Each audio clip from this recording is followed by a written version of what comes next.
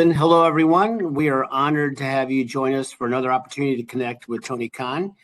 With today's occasion centered on the upcoming AEW and New Japan Pro Wrestling's Forbidden Door pay-per-view at UBS Arena on Long Island, Sunday night. There's a lot to get to today, so let's remember to ensure as many of our guests get a chance to connect with Tony.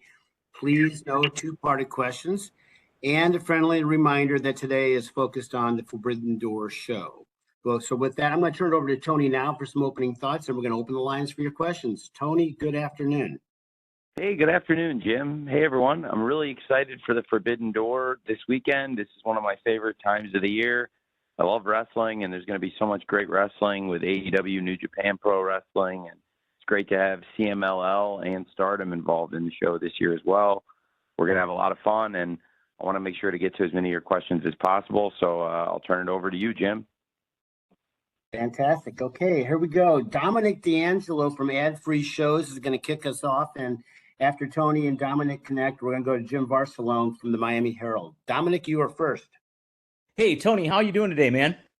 Doing really well. Thanks for being on today. Thanks, Tom. Yeah, absolutely. Hey, so kind of wanted to get your perspective on Jeff Jarrett. Cut like an amazing promo on AEW Collision. Very touching about the Owen Hart Club, his ties to Owen, everything like that. Really hit on a lot of different points. I wanted to get the details behind you getting him in that tournament, and then what you kind of think about him as a creative mind backstage, and if he's got more influence backstage working with you guys creatively. Well, Jeff is tremendous mind. I have so much respect for Jeff. I love having him. In AEW, he's a great wrestler and he's a great business mind. And when it comes to the live events and a lot of the backstage production elements, Jeff's got great insights. And also, Jeff is a legendary professional wrestler, and he is known all over the world. And it's amazing how far Jeff's traveled, and yet how concentrated a base of knowledge he has in American wrestling, and has still been able to get so much international experience in terms of wrestling himself in the ring and the business of pro wrestling. I have tons of respect for Jeff and his family, and I think Jeff's a great person, and a lot of that came across in the interviews. And I am a big fan of Jeff and have been a big fan of the wrestling that Jeff's family has promoted out of Tennessee for many, many years. And to be able to see Jeff open up and show the side of Jeff that we see backstage, I thought that was really amazing. And Jeff gave a lot of insight into a friendship he had with the late, great Owen Hart. And we're very fortunate this time of year to be able to present the annual Owen Hart Foundation Cup tournament. I love working with Dr. Martha Hart and her family, and being able to present this tournament, memorializing a great professional wrestler who passed away tragically, and keeping his memory in pro wrestling alive. And I've really enjoyed doing the tournament. We have a great women's and men's tournament each year. And Jeff Jarrett is somebody who had a real close friendship with the late, great Owen Hart. And this year, I thought it would be cool to feature Jeff, and for Jeff to be able to give those insights. And I'm looking forward to his match next Wednesday. Of course, the Forbidden Door season, we're going to continue the Owen Hart Foundation tournament again, just like last year, through the Forbidden Door. And we've got some great, great matches planned. And one thing we have planned for next week after Forbidden Door is Jeff Jarrett versus the Wild Card. And I'm excited for that match. And it's been great for Jeff to be able to go on TV, tell the story of his friendship with Owen Hart, and really praise the legacy of Owen Hart and what a great man he was. And very excited for Jeff Jarrett versus the Wild Card on Beach Break in Chicago coming up next Wednesday on Dynamite, and excited for the Owen Hart Foundation Cup tournament to continue through this Sunday. Of course, I've just announced Mariah May versus Saraya will happen, the big rematch at the 0 hour, and very excited for everybody to see that. We have a great card of men's matches and women's matches. I'm very excited for everybody to see that, as well as the New Japan Dragon, Shingo, and being able to see Shingo Takagi step into the ring with the American Dragon, Bryan Danielson. I think that's a match people have been really looking forward to. We got a preview of them squaring off last night on Wednesday Night Dynamite, and I'm excited for them to go one-on-one on Sunday at Forbidden Door. I think that's going to be great. And then Jeff Jarrett against the Wild Card on Wednesday. We have a lot of great action coming up in the next week. Thanks. Thank you very much, Dominic. Jim Barcelone from the Miami Herald is next, to be followed by Andrew Baydala from Final Bell Media. Jim. Curious, with the event being in Long Island, Forbidden Door, just how important, or what was the importance of trying to get MJF back and competing on this event, since it is his hometown? Was that a big factor, trying to get him because of that, or no, just wanting to get him back, or both? Well, MJF's a big attraction for AEW, and it's great to have him competing at the event this weekend. We saw a lot of intrigue among some of the top stars in AEW last night and the previous week, but it's been great to have MJF back in AEW, and a lot of exciting things happening in the company right now, and great to have MJF back, and we'll be very excited to see him take on one of my personal favorite stars in CMLL, somebody who's come in and done very well in AEW, and that's Hechicero, who's made a great connection with the fans, gets a great reaction whenever he appears. He was reintroduced in the LA Forum in the Casino Gauntlet match. He's had a tremendous match with Bryan Danielson, picked up the win last Saturday on Collision against Daddy Magic, and definitely need to keep an eye on Hechicero, who is somebody that we really think has a ton of potential and has aligned himself with the Gates of Agony, who did really well last night, I think, on Dynamite themselves, and Brian Cage. And it's a great group. It's a diverse group of really exciting stars. So excited to see Hechicero stepping in the ring with MJF, who I think is going to get a big reaction in any arena in the world, and especially at an arena so close to his home on Long Island. It'll be big for the fans at UBS Arena to see MJF this Sunday, and I think Hechicero will be a great opponent for him. Should be a really fun match. Thank you, Jim. Andrew Baydala from Final Bell Media is next. I will follow Andrew with a write-in question from John Powell of Slam Wrestling. Andrew, you are up. Installment of Forbidden Door and the pay-per-view concept, and the first two emanating from a major market such as Chicago and Toronto, and now this Sunday's pay-per-view being in New York. What is the future for the Forbidden Door pay-per-view, and could we see this pay-per-view go international, maybe Japan? Thank you. Well, sure, it's a great question, Drew. I think we've had Forbidden Door all over North America now in some of the great cities. And when you talk about, again, just the cities you listed, we launched the event in Chicago, and then last year we took it to Toronto, and here we are in New York. And it's consistently been a huge draw for us. The first event in Chicago was one of our biggest gates of 2022. 2023, it was the North American biggest gate of the year, and with the event being in Toronto, of course. And then this year, we're in New York at UBS Arena, and we're poised to top the $1 million gate mark for the third straight year, which means every Forbidden Door over $1 million gate. It's been a great success story, and we're looking to have over 10,000 fans attending the event at UBS Arena. It'll be one of our top shows of the year, and I think we've seen great business from Forbidden Door.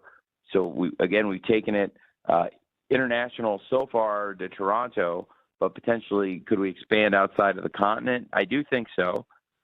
It's interesting with the idea of Forbidden Door and Japan. I do think that there's a great potential to grow the IP, and also as a pay-per-view event, launch other events in Japan in collaboration with New Japan Pro Wrestling outside of the Forbidden Door, which is something I think we've really built great excitement and a great business case for here on the Western Hemisphere. Thanks, Drew. Thank you. Thank you, Andrew. I have a question here, Tony, from John Powell from Slam Wrestling. And when you're finished with this, Samantha Shipman from the Daily DDT will be next. John's question, Tony, is a rather simple one. Big card coming up on Sunday. What's the match that you personally, the one match that you're most looking forward to? Oh, that's a very, very loaded, unfair question. I think if I personally can't wait to see so many of the matches on the card, and I don't want to give a cop-out answer, but I think the championship matches are so great up and down the card, and I really it would put me in a bad position to pick one.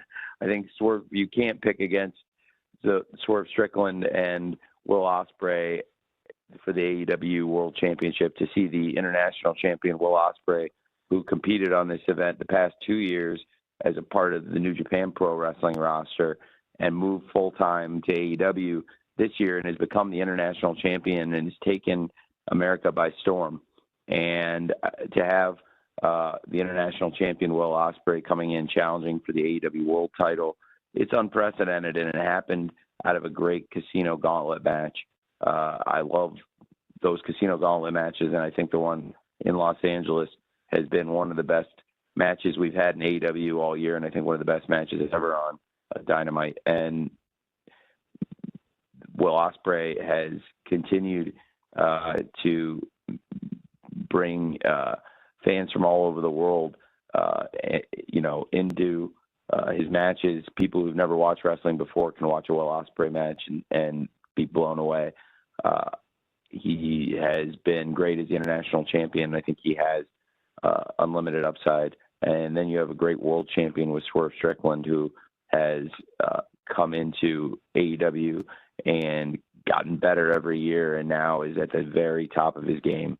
And with Swerve, we have somebody that has stepped in there and had, over the past year, some of the best matches ever in AEW against some of our top stars. And Swerve's rivalry with Hangman, I think, it will be immortal. The champion he defeated is one of our best stars and somebody that is one of the most respected wrestlers ever in AEW, and Samoa Joe. Then to be able to top Christian Cage, who I think is bell to bell and inside and outside the ring as good of a pro wrestler, as great of a pro wrestler as I've ever seen, and may very well be the MVP of this entire company, Christian Cage. And then, when you look at what Swerve's been able to do against all those great wrestlers time after time, we've seen Swerve step up and have these top matches. And Will Ospreay and Swerve over the past year, each of them separately have been involved in so many of the best matches ever in AEW.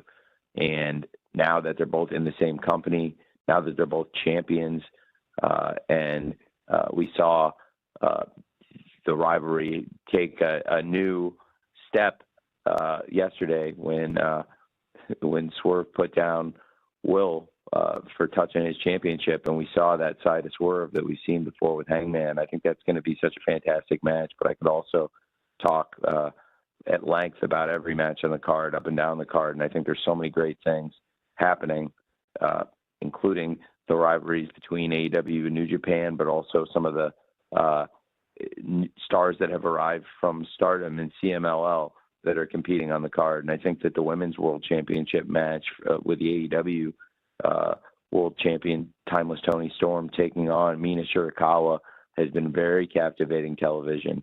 And Mariah May says she's going to be in both women's corners.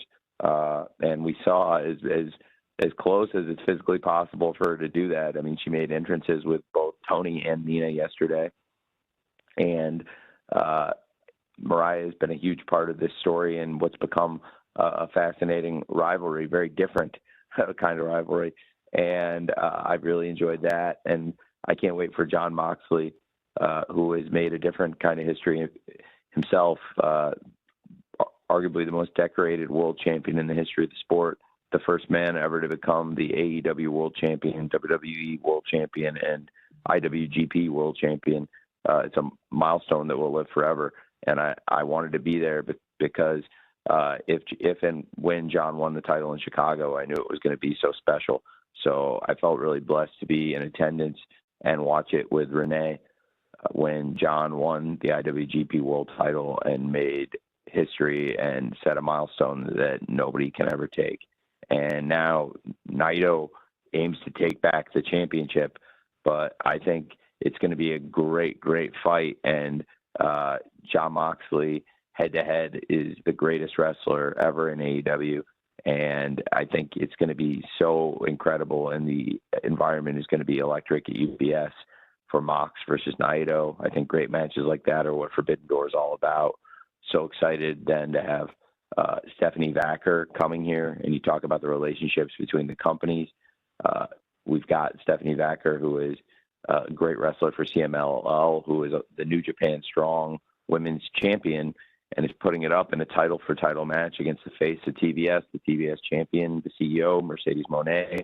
I think that's going to be fantastic, and I'm very excited for everybody to see Stephanie on a very stacked AEW Collision this Saturday. We have so many great things on the show leading into the pay-per-view. Really excited for Rampage tomorrow and Friday night, and then Collision on Saturday night leading into the pay-per-view, and everybody to get a good look at Stephanie. And also Mercedes will be there live, and Stephanie's got a very good opponent, Lady Frost, who has done great things on Collision.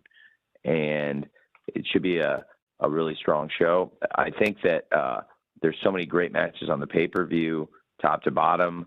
I did start with Swerve and Ospreay, but I think I could talk about, in addition to those 4 pay-per-view matches, there's so many great things on this show. So that's one of the reasons why this is one of my favorite times of the year. Thanks for asking. Thank you, Tony. Thank you, John. Samantha Shipman from the Daily DDT is next, to be followed by Arunava Ghoshal from Sportskeeda. Samantha. Can you hear me? We can. Yeah, hi. Okay, great. It was showing. I just wanted to make sure. So first of all, thank you for the time. And I have a question related to Mark Briscoe, because on Sunday we see that he will obviously be getting a shot at the TNT Championship. But before that, he has a match on Honor Club tonight where he will be putting up his ROH World Championship against Kyle Fletcher. Can you talk about the decision to do that match now versus doing it at Death Before Dishonor next month? Well, it's a great question, and I appreciate you asking me that, and I think it makes a lot of sense. Kyle's got a very busy schedule, and I want to get Mark also with his very, very busy schedule. I thought it would make a lot of sense for them to have this match because it's a great match for the fans.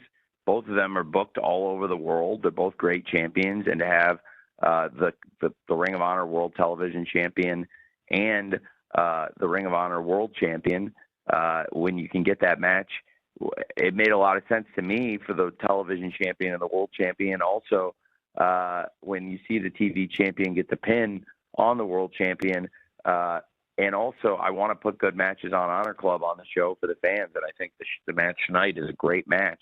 And Kyle's been on this incredible role, and I thought coming off the match Kyle and Lee had at the previous episode, that is one of the best matches in the history of the show, with Kyle defending the title in the 2 out of 3 falls match against Lee Johnson. Both of them are brilliant wrestlers, and I thought that Kyle and Lee put together a great match for the TV title. And Kyle's been on this great role. He pinned the world champion on Dynamite, and I thought that with the show being so hot right now, this made a lot of sense for the fans. It should be a great match. I appreciate you asking about it, and excited to have Mark involved in the ladder match, and of course Kyle's also going to be defending that television title in Arena, Mexico, which I think is really exciting. Also working with Atlantis Jr. So lots of cool stuff. Thank you. Thank you, Samantha. Arunava Ghoshal from Sportskeeda is next, and I will follow Arunava with a write-in question from Ella J, a wrestling gal. Arunava. Am I audible? Yeah, hi. Yeah, so we were really excited to see MJF back ahead of Forbidden Door. If you can provide any update on Britt Baker's return, that's possible. Yes. Really excited about Britt Baker being close to ready for a return to AEW. She's been out with injury and was not cleared to wrestle, but I do expect that sometime soon she could return. So would absolutely love that, and very excited about getting all of our top stars back. You know, it's been great having MJF back, and so many top stars have been away. It's going to feel amazing when we've got great stars. Britt Baker's a great example. It'd be great to have the Doctor back in AEW. So many other great former champions, including Jamie Hayter, Kenny Omega, and Adam Cole, and many other great wrestlers. We can't wait to have back here in AEW. And certainly for me, I know that Dr. Britt Baker and fans all over the world will be excited to see her return, and I'm glad that she's going to be cleared to return very soon. Thanks, Raf. Thank you very much, Arunava. I have a writing question here, Tony, from Ella J, a wrestling gal, and then we'll follow Ella with Bill Pritchard, from WrestleZone. Ella's question is the following. Forbidden Door will feature 3 representatives from Stardom. Does AEW have plans to work with Stardom talent beyond Sunday's pay-per-view event? Yes, absolutely. We have lots of plans with Stardom, and I'm really excited about working so closely with the promotion this year. Stardom has the same parent company as New Japan Pro Wrestling, Bushiroad. So I had been looking to work with Stardom for a long time, and this current management has been such a great pleasure to work with. And I think it's been great for the wrestlers in AEW and Stardom, and also for the fans of either or both promotions, that we've been working together so closely, putting together great matches, bringing the talent back and forth. And I look to bring Stardom talent regularly to AEW. And right now, we're in a position where a Stardom wrestler, Mina Shirakawa, could very well be the AEW Women's World Champion. I think Mina has a great chance and is a fantastic representative of not only Stardom, but also AEW. And I would love to have Mina as the champion here. I also love having Timeless Tony Storm as the champion, and it's one of the reasons I'm so excited for the match. And I think I want to continue to work with Stardom closely, and it may be that one of their wrestlers is the world champion here, and that can be a great thing. I mean, as we've seen, Jon Moxley as the IWGP World Champion has had some fantastic matches and is one of the top wrestlers not only in AEW but New Japan. And now I think we're seeing Mina Shirakawa is one of the top wrestlers not only in Stardom but also in AEW. And I think we'll continue to see wrestlers from Stardom in AEW, top stars, and also continuing to bring the young wrestlers over. I'd also like to continue having Stardom involved with Ring of Honor as well. But I do think, in addition to bringing Stardom wrestlers into AEW, you could see a lot of AEW wrestlers traveling to Stardom, and we're working on that. Wrestlers are working on getting their visas, and it's something we're excited about. Thanks for asking.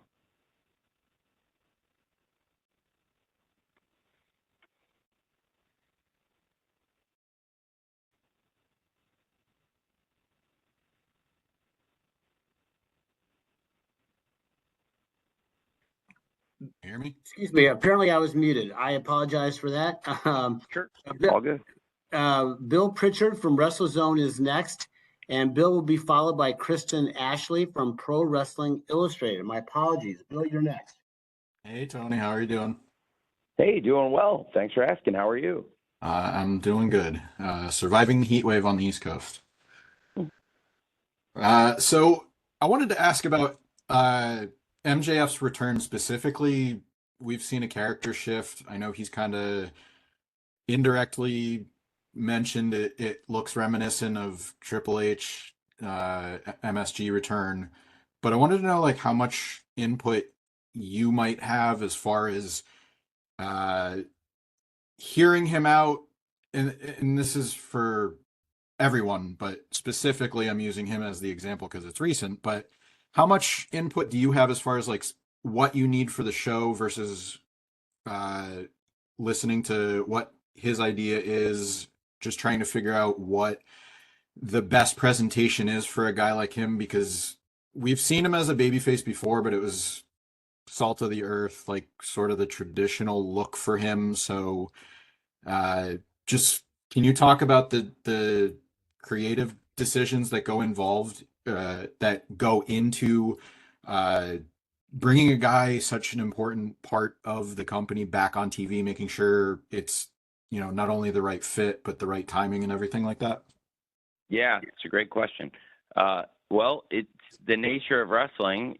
You have lots of wrestlers, and you have lots of wrestlers, and some of them come in with lots of ideas, and you get some wrestlers that come in with a lot of good ideas. And something I'm fortunate to do is be able to interact with a lot of people, but also hear a lot of ideas. And we have a great group of people. MJF's been here since the very first Dynamite.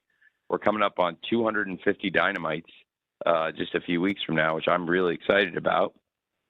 And, you know, as somebody who's been here from the first show, I've spent a lot of time around him. And we have a lot of wrestlers here, and including some of the people that have been here from the very beginning, like him, that have lots of really good ideas. And I love talking to them. And that's something I enjoy doing. And I think we've had success with is collaborating with the talent here and trying to make their voice heard and also do a presentation that's authentic to them.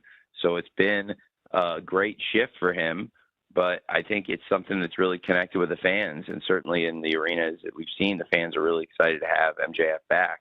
I thought it was a great match with Roosh, and it was a great way for him to return to AEW in his first match back.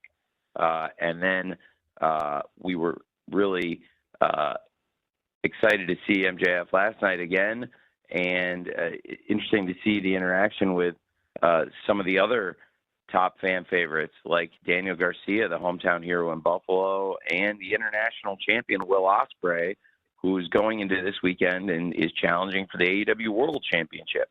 So some fascinating things happening around the company, and some involving MJF.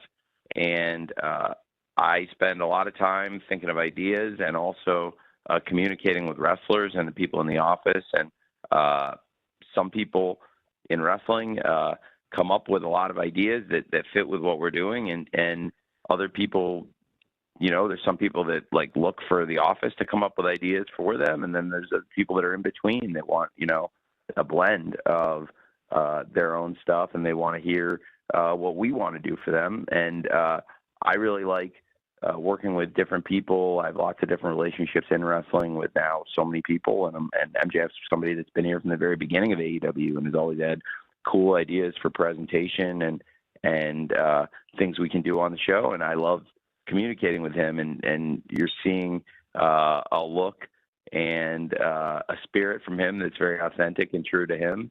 And I'm very excited for everybody to kind of see where this goes going into Forbidden Door and everything we have planned for what I think is going to be a really great summer for AEW. Thanks for asking. Thank you, Bill. Kristen Ashley from Pro Wrestling Illustrated is next. Kristen will be followed with a write-in from Kimmy Sokol from the Pop Break. Kristen, you are up. Hi, can you hear me? Hi. Hi, sorry, it just stopped for some reason. So CML women are starting to appear in AEW. Mercedes herself has hinted that she wants to fight in Arena Mexico. In the same vein of what you said about Stardom, will we see more talent exchange between the two women's divisions? Yeah, I think so. We're starting to see it. You know, I did get that question kind of, I think peripheral to your question, I was starting to talk about that. You know, we're working on getting more visas for the AEW wrestlers to go to Japan specifically to work at Stardom. And we've seen a lot of top Stardom wrestlers coming to AEW, and then CMLL is a great example also. So, as I said about Stardom, I agree. Like CMLL, I'd like to trade more there also, and I think it makes a lot of sense. So we could see a wrestler from CMLL as the new face of TBS, which I think would be very exciting. And I'm a big fan of Steph, and I think she's a great talent. And everybody can get a good look at her for free on TNT if you're a cable subscriber. And it's going to be a great episode of Collision, and I'm excited for Steph versus Lady Frost. We've seen Zooxies in AEW, and it was great to have Mercedes go down and make an appearance at Arena Mexico. We've seen a lot of AEW's top stars going down to Arena Mexico and getting great reactions and connecting with the fans, and Mercedes did very well there.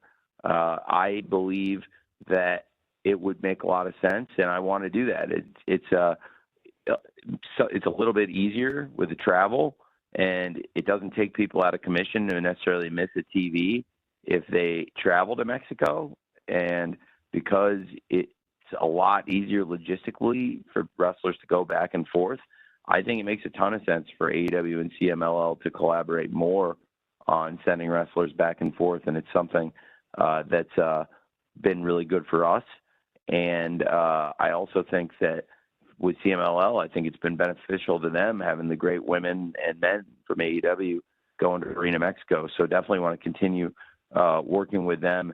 Something that's been really nice in the past year for AEW has been opening up and strengthening the relationships with CMLL and Stardom. And I think they brought something special this year to the Forbidden Door, which has already been a great collaboration with AEW and New Japan Pro Wrestling for the past few years. And love working with CMLL. I think Salvador is a great man, and they have a great family and a great family tradition and business they built in Mexico. And I have a lot of respect and admiration for him and his family and CMLL and what they do. Thank you. Thank you, Kristen. I've got a write-in, Tony, from Kimmy Sokol from the Pop Break, followed by Joey Hayden from the Dallas Morning News. Kimmy's question: how do you feel about there being 4 women's matches being on the show this Sunday night? 4.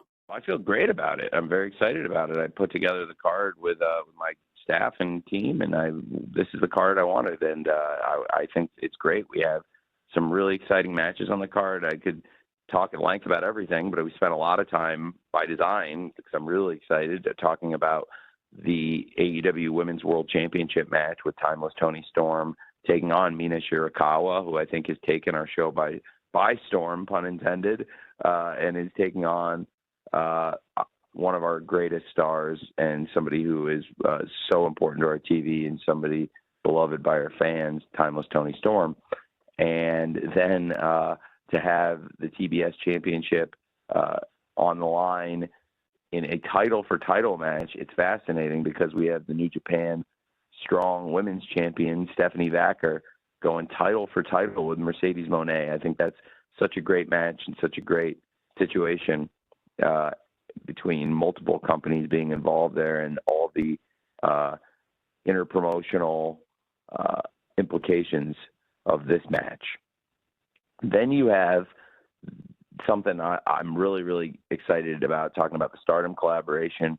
I am so excited to have this big tag match on the 0 Hour. It's a preview of what's to come next week in Chicago at Beach Break, to have the team of Statlander and Momo versus the team of Willow Nightingale and Tam Nakano. I think that's going to be tremendous. And, we've seen Willow go to Stardom and defend the TBS title, and Tam Nakano and Willow, they've been opponents, they've been friends. That's, I think, going to be really exciting tag match. And then I can't wait for the Owen Hart semifinal match next week between Willow Nightingale and Chris Statlander going one-on-one. I think that's a great part of the card. And then, of course, Mariah May, she'll be in the corner of both women in the World Championship match, Toni Storm versus Shirakawa, to have Mariah May involved there, but also will be involved wrestling earlier in the night. We'll have Mariah May taking on one of her idols, Saraya, and that's a great match, and they've really turned into great rivals. And Saraya has won the match against Mariah. Saraya is a former AEW Women's World Champion. The winner of this match gets to go back to Wembley and a chance to become the AEW Women's World Champion. And Saraya would love to get back into that spotlight and regain that championship at Wembley. And Mariah May, I think it would be a dream come true for her to win this tournament and be able to challenge either of her closest friends and really the people she's currently idolizing and teaming with in Timeless Toni Storm and Mina Shirakawa. So a lot of exciting things happening on the card, and those 4 matches are a big part of it. Thank you very much, Kimmy. Joey Hayden from the Dallas Morning News is next, followed by Cresta Starr from Fightful. Joey? For this weekend, and before you know it, we'll be back at Wembley Stadium. But in between that, we have the Summer Series at Arlington in July. What are you most hoping to accomplish with the event this weekend to sort of set the stage for this pretty pivotal time on the calendar? Well, it's a great question. I'm really excited for the Summer Series. It's going to be tremendous. Once we've got the Forbidden Door this weekend, and very excited to have top stars from all over the world coming to New York, wrestling for a worldwide audience on pay-per-view this Sunday. And then once we have Forbidden Door in the books officially, we'll be on the path to AEW All In. And that'll start at Beach Break in Chicago, which is going to be a great event on Wednesday. And then going to later July, we'll have the Summer Series kicking off. Excuse me.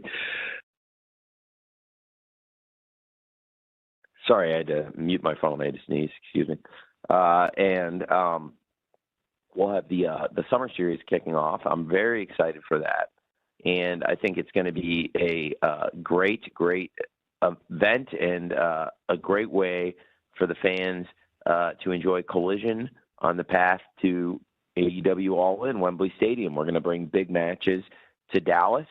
Very excited to feature top stars from Collision and have top stars from all over AEW colliding on TNT every week there in Dallas. And I think we're going to have a great fan base, and it's something that the city of Arlington is excited about, and we're excited about working with them to utilize Arlington's esports stadium for AEW.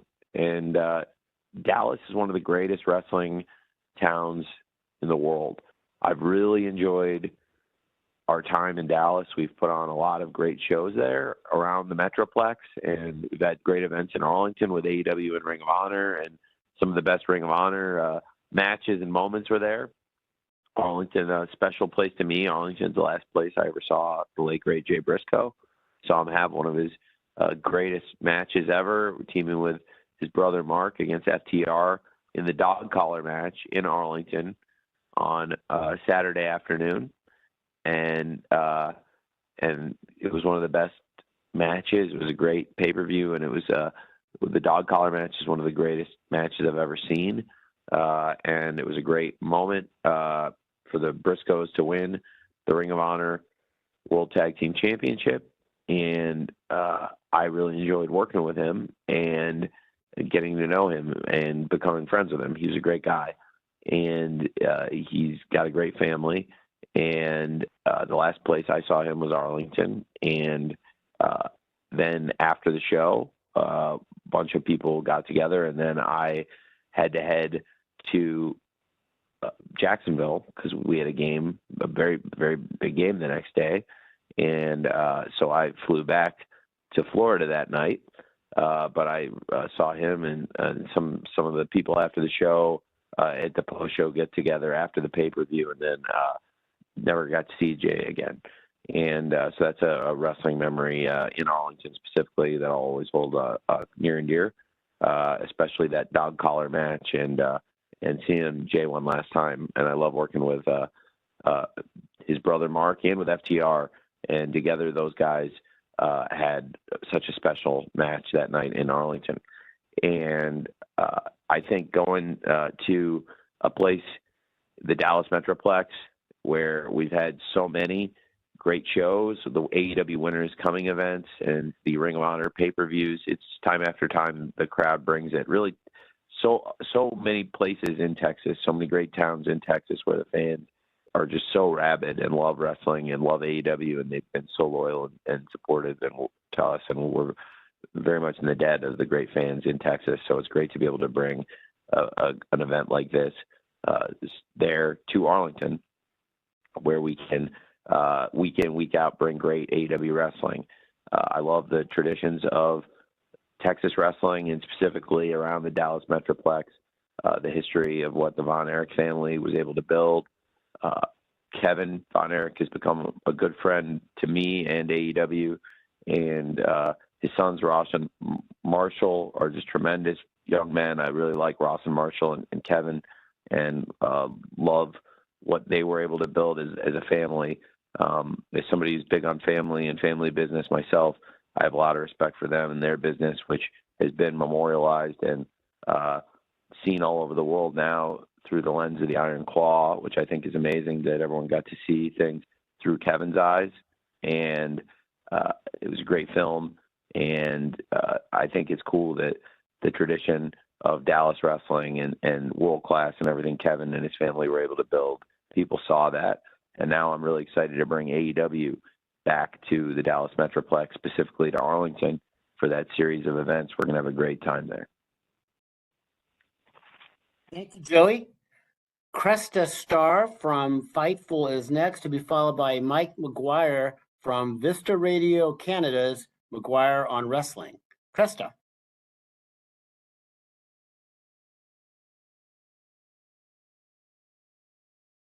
Hello.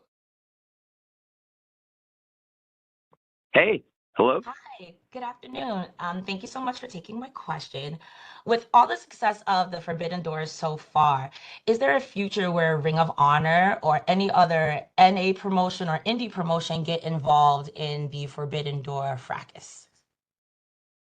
Well, it's a great question. I think I'd love having more Ring of Honor involvement. We do have some good involvement. We have the world champion, Mark Briscoe, in that ladder match, which is going to feature some great stars from across the world.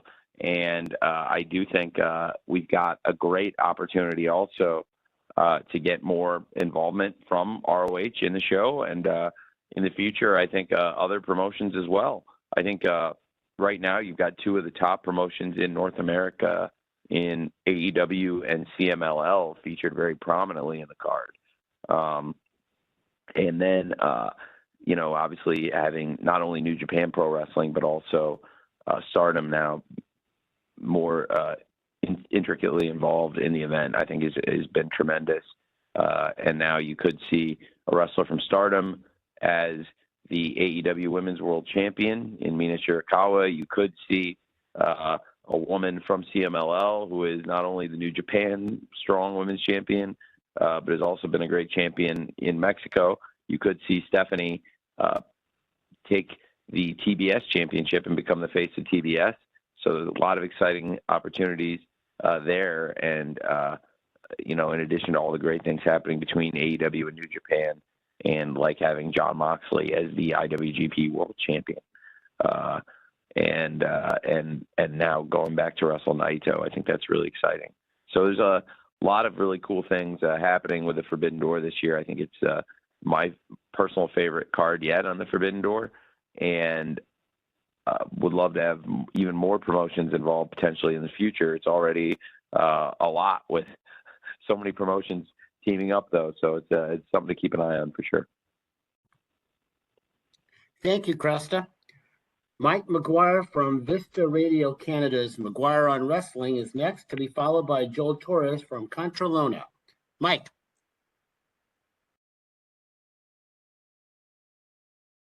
Oh. Mike, you're good. Okay. Tony, thanks as always for doing these. Appreciate you, and looking very forward to the Collision and Dynamite coming up in Calgary in a few weeks here. On that note, part of the Owen Hart tournament is at Forbidden Door, and looking forward to that. But some guy who's been talking a lot about what's been going on in AEW and what could happen in AEW is Jim Ross. And just wondering if you've heard from JR. He was hoping to be there to do the call, but he's been going through some health stuff, obviously. Have you heard from Jim and whether or not he'll be at Forbidden Door? I have heard from Jim. I am hopeful that, I had been hopeful he'd be able to make it, but Jim's had some health concerns, so I don't want to, say for sure when he'd be able to make a return, because I think the most important thing to us is that JR gets well. He's been with us since day one. He was a part of AEW from the launch, and we really value Jim and everything he's done for AEW since we, started the business, and definitely would love to have JR back on a more regular basis soon and involved when his health permits. Thanks for asking.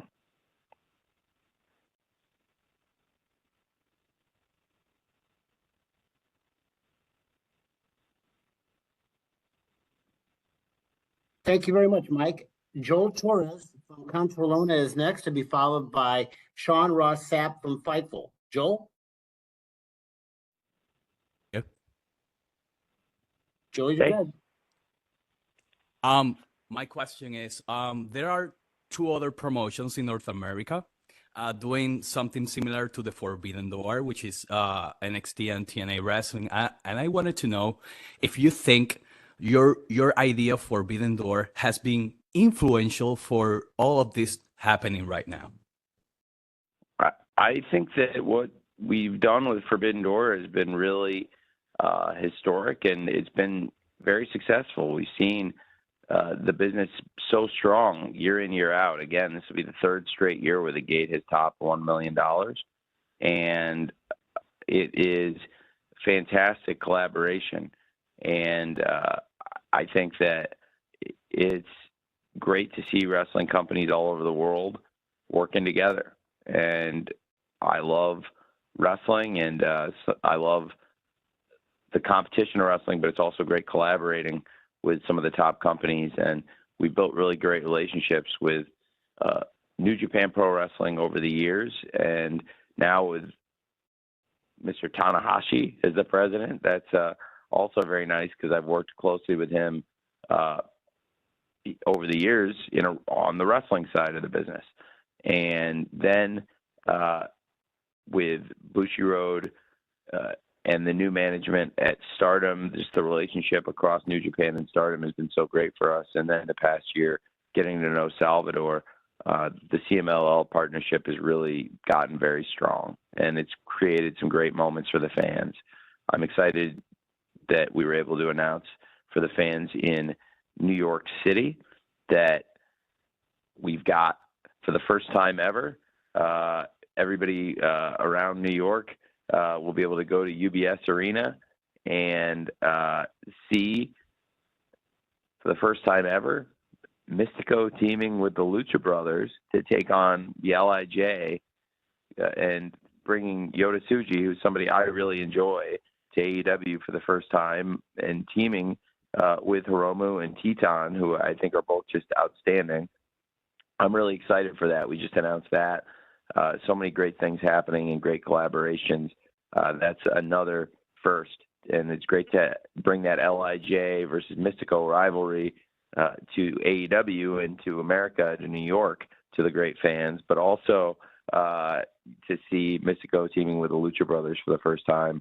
Just such a cool thing. So I'm really excited for that match to be a part of the event. And I really, really believe in these partnerships. I think we've got something we've built here that's really special, and it continues to prove itself out when we see such great box office for Forbidden Door year in, year out. Thank you. Thank you very much, Joel. We are almost at time, so let's conclude with Sean Ross Sapp from Fightful. Sean?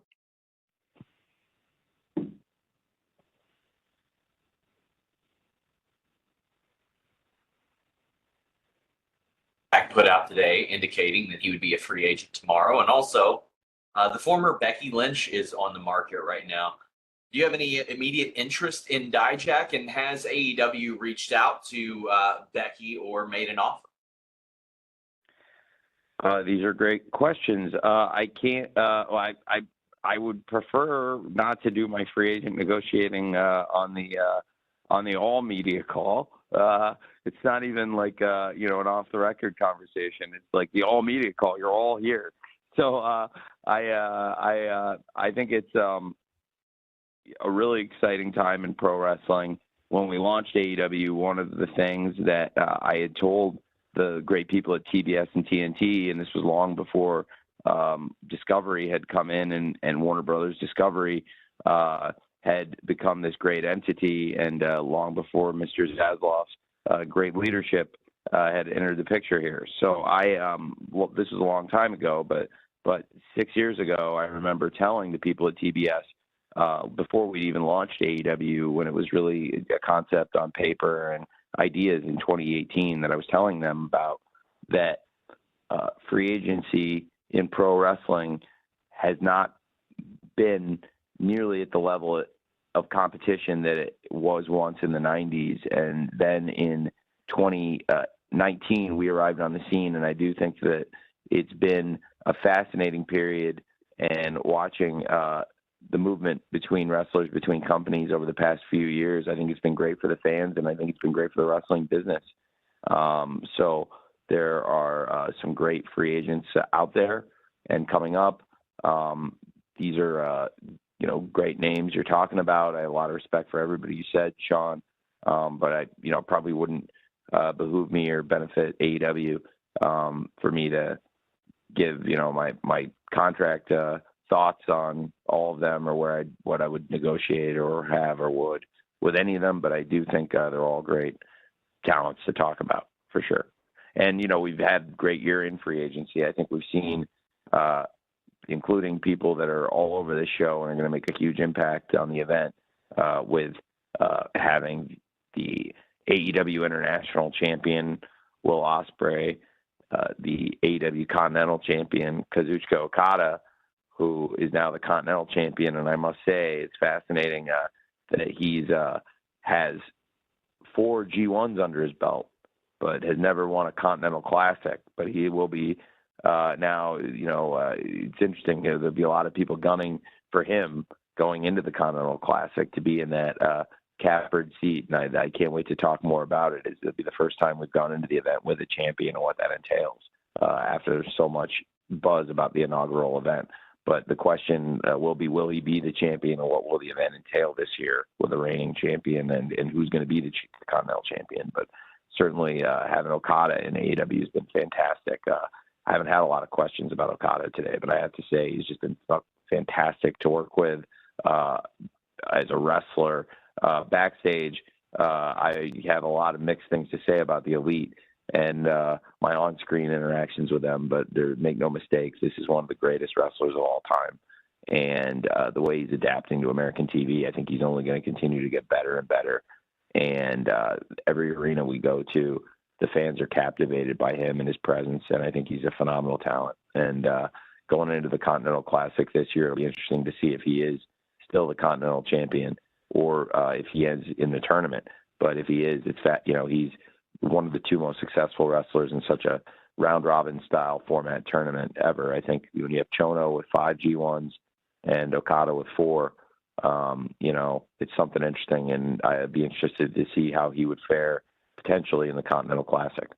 And very excited to have now President Tanahashi also coming into AEW. I think that's something really cool. And very excited to have the Okada-Tanahashi rivalry renewed at the Forbidden Door, and also to see the Scissor Ace, Tanahashi, the Scissor President, and the Scissor Administration he's going to be running over there.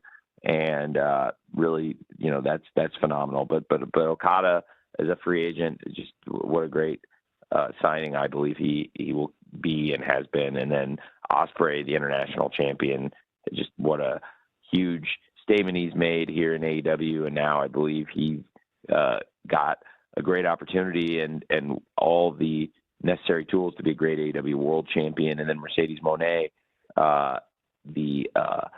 what a great signing I think she's been and what will continue to be. And she's the TBS champion. She's got a big title match, and it's title for title. She may continue to be the TBS champion, and she may be the New Japan Strong Women's champion.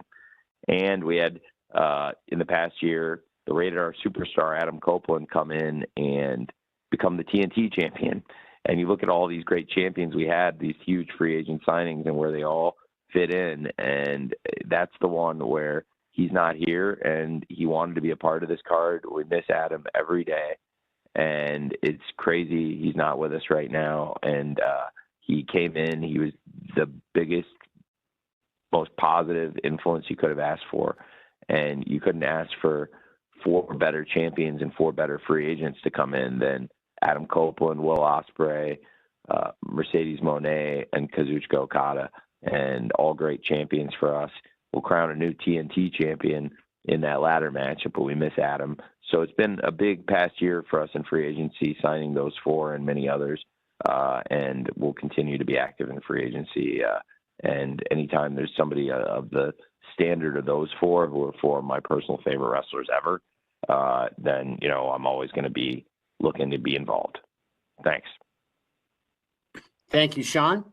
Tony, that is it. Do you have any final thoughts you want to share with everyone before we depart? Well, it's a really exciting time for AEW. I think that it's an exciting time for all the companies involved in Forbidden Door, and I love working with these great partners, New Japan, CMLL, and Stardom now. And I love being able to put on this event, and I want to continue this for a long time. It's a big year for AEW with our media rights renewal coming up, and it's going to affect everybody who works here in AEW, our wrestlers, our staff, and everybody in the company and the fans of the company too. The deal we make and the distribution. It's a really important time for us. And the fact that we've gotten here and we're at this point, and I believe we're in the red zone right now, and really approaching the goal line, and about to make a big push for the big touchdown we've been chasing for years. I think it's really, really exciting that we're so close, and this has been a great drive together with you the past 5 years, and I've enjoyed it, and I hope that we're about to put the ball in the end zone. I can feel it coming, and it's a really exciting time, and it wouldn't have been possible without all of you covering the company, many of you since the very beginning of AEW and before we even launched and when this was just a rumor. It's amazing. And so after 5 years of pay-per-views and this being the 3rd Forbidden Door, I really appreciate all of you. Thanks for your coverage and your consideration, and I wish all of you the best, and hopefully see a lot of you in New York at the Scrum, and I'll try to answer as many questions as I can. I wanted to try to answer everybody's questions today, and hope most of you, or as many of you as possible, got to ask something, and if you didn't, please try to come to the Scrum if you can. We'll see you in New York, and I'll try to answer everybody's questions there too, as many as we can. Thank you very much, and hope you all have a great rest of your week. All right. Thanks, Tony. And as Tony mentioned, this is always really the fastest hour in professional wrestling, but unfortunately we are at 60 minutes. So we are going to distribute an audio recording shortly. We do hope you enjoyed the time today with Tony in anticipation of AEW and New Japan Pro Wrestling's Forbidden Door this Sunday night. And with that, we thank you, and we hope to see you this weekend on Long Island. Best wishes, everyone.